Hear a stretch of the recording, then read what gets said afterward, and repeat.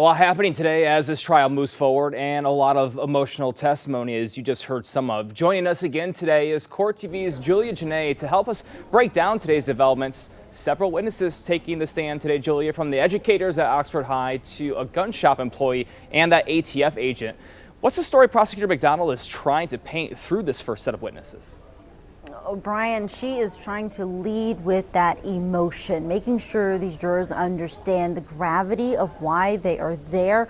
There's a limit on how deep they can get into the particularly emotional testimony of survivors and these videos that were taken from inside of the school, because there is a point where the judge will say it'll be too prejudicial, but I think they really started in a way that these jurors can understand the pain of what this was like for not only the survivors, as Molly Darnell was, someone who was actually shot, but people who witnessed what happened that day. And they're also wanting to make sure this jury understands how the gun was not treated correctly inside of the Crumbley home. They did that through the special agent who talked about the box that this gun was kept in inside the house, and how there could have been more things that they did to help keep it under wraps inside of that home and protected from that 15-year-old.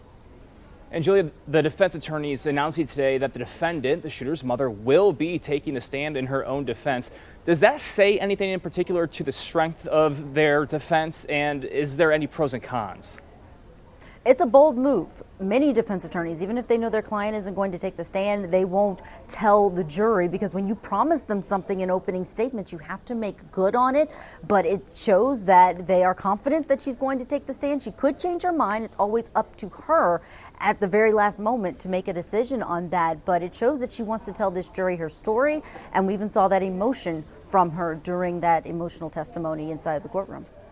All right, Julia Janae of Court TV, thank you so much for joining us again today. Thank you.